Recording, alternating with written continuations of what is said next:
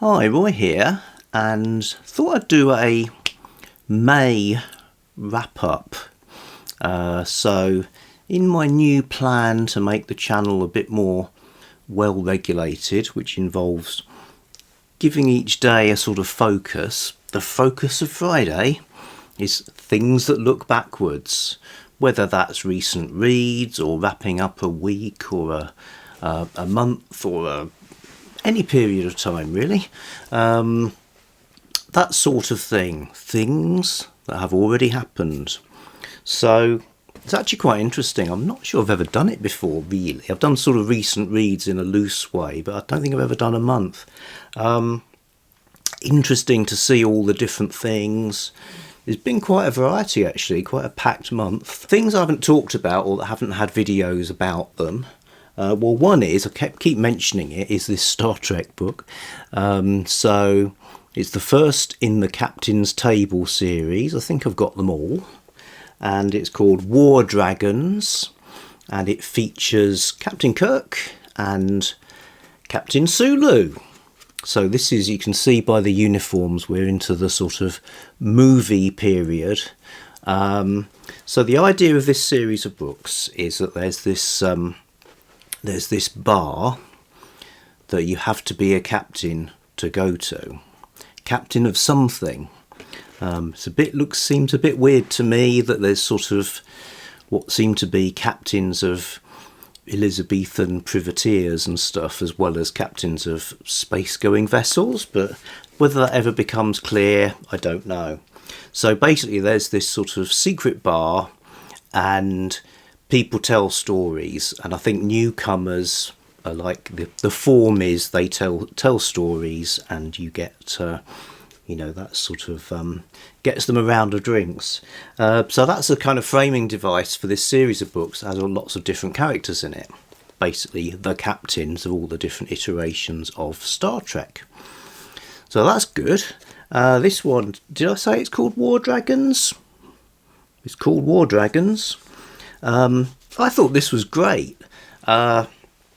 Started to think, now we're into book trek. Obviously this was before book trek. This was my kind of limbering up read. Things that make a good Star Trek book. Well, one is it would be a good book even if it wasn't Star Trek. And I think this qualifies. It works as a piece of sort of military SF.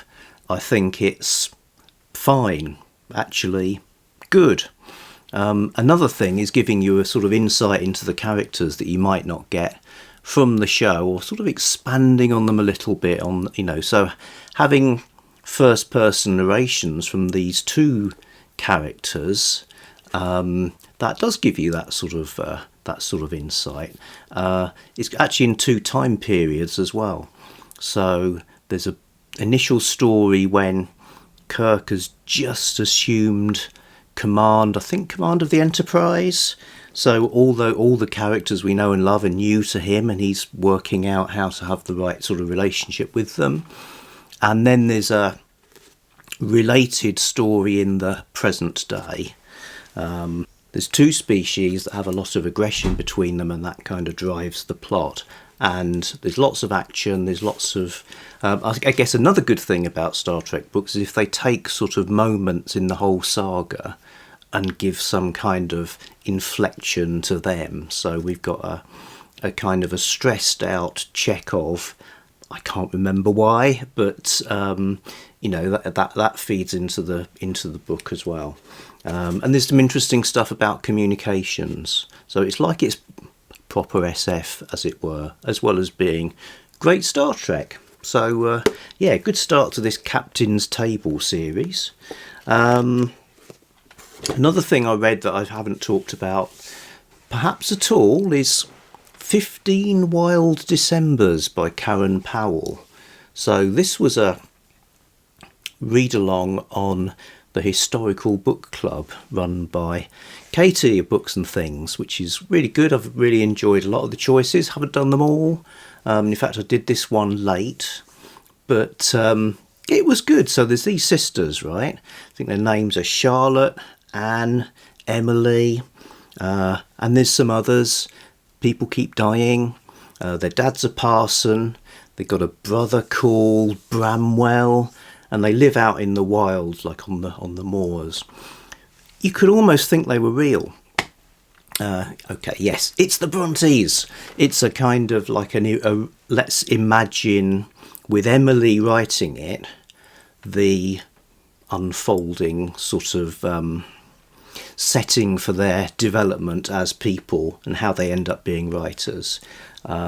It's pretty good. I don't think many of us are not really thinking this is great, like the best book ever, but it's got some really good place writing. So the environment of the moors is really well evoked and really kind of you can almost feel it physically.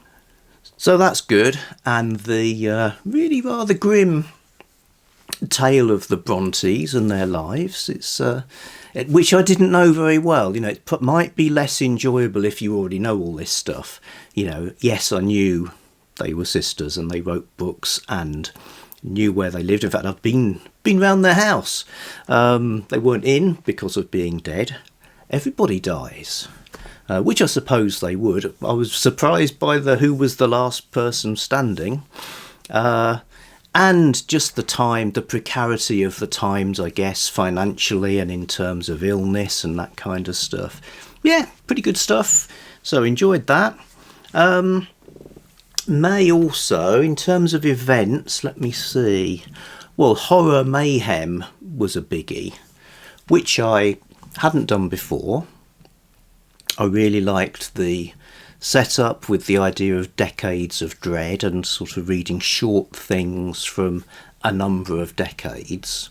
And in the end, I threw myself into that with a will, because I've got lots and lots of short stories, basically supernatural stories, lying around, particularly British Library Tales of the Weird. So this event, created initially by the Bookish Bryants and a kind of way of honouring the memory of Scott Bryant, who sadly passed away. It's been a real joy, because just the structure of it, short pieces, so it's not like committing to some massive book. In the end, I read from 1800 through to the 2020s, so something from each of those decades throughout the 19th and 20th centuries and up till pretty much now.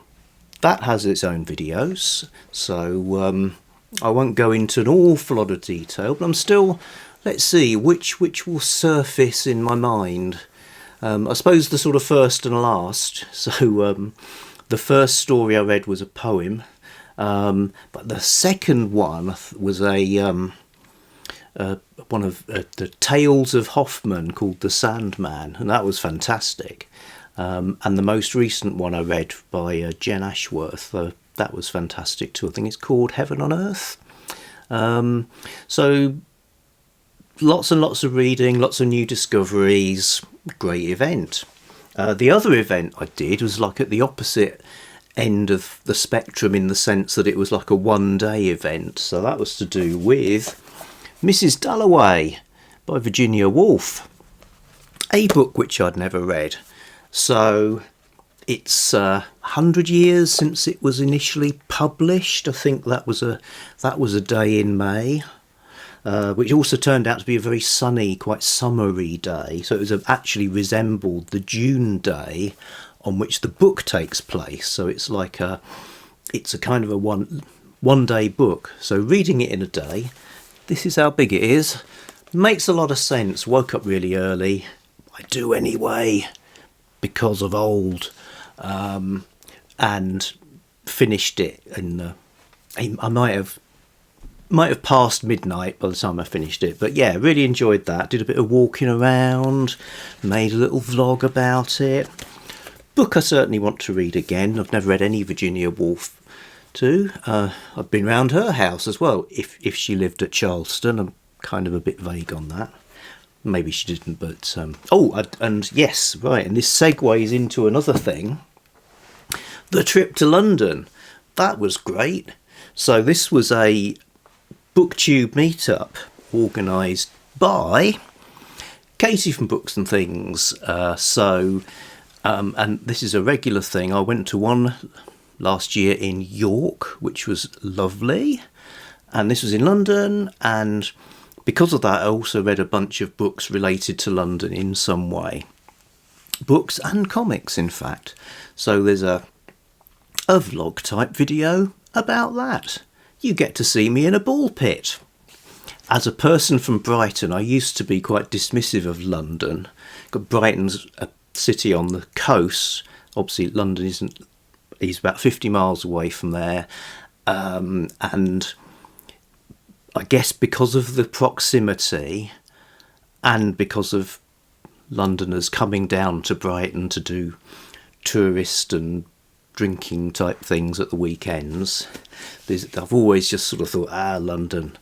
But more recently, i.e. the last, say, 30 years or so, I've grown to like it a lot. So I was really glad to get down there, and fantastic to meet other booktubers. A few I've met before, some I know from on here, and some kind of a new to me. So really good for the kind of friendship and community side of BookTube. So that's got its own video. And the books were pretty much fun as well. So, what else happened? Let's see. Oh yeah, there's a buddy read happening, still going on. Buddy read with my friend Andrea, Infinite Text, and we're reading Spores of Doom, which is a British Library Tales of the Weird Thing, and that's what kind of led me into the whole horror mayhem, because I sort of realised, well, these stories are in decades, so why not press on? Like spores themselves, I was infected with the idea. So that's still happening, that's good.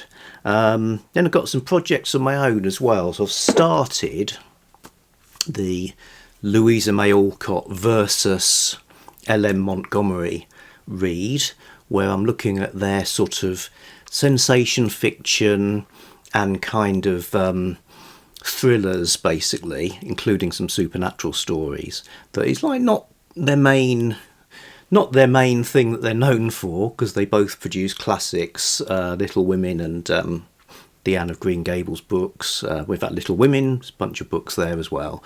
But in Alcott's case, some of them were written under pseudonym, so they were just written as money-making endeavours. But they're really interesting, so I'm aiming to read them all and sort of decide which I like the best.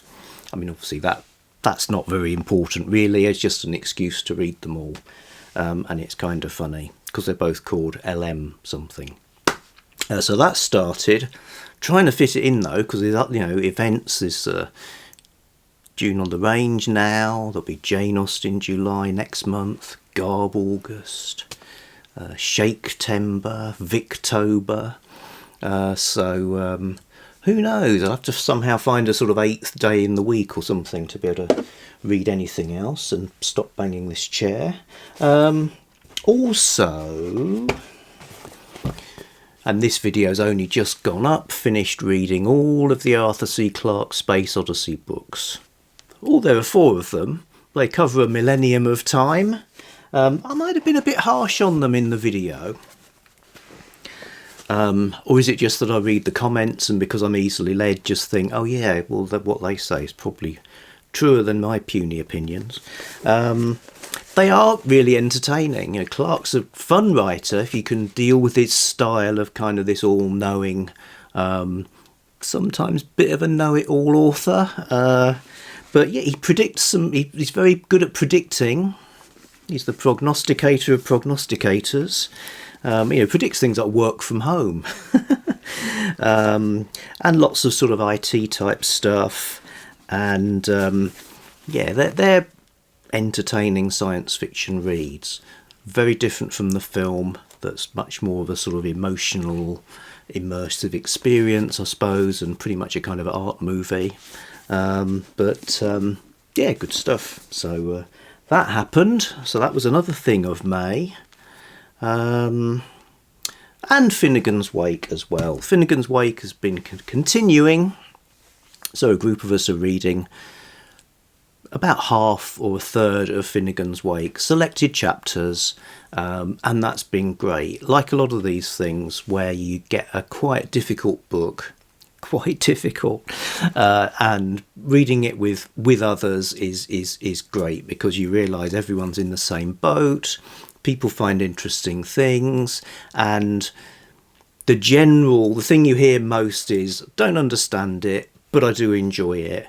The writing's very musical, sounds great when it's read out loud by the audiobook people, by oneself, to your dog.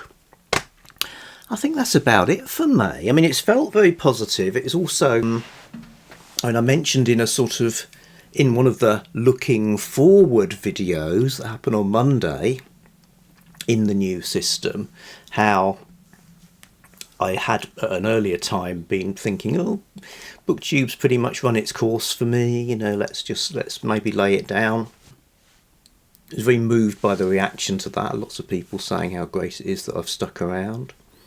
And I'm super pleased, really, yeah, super pleased. Jennie always says it's a good sign when I'm wearing hats or making Lego figures as part of the BookTube process, which both those things have been happening. Not only that, installing Susan Hampshire as a kind of household god, that's good. Yeah, I've got my Lego.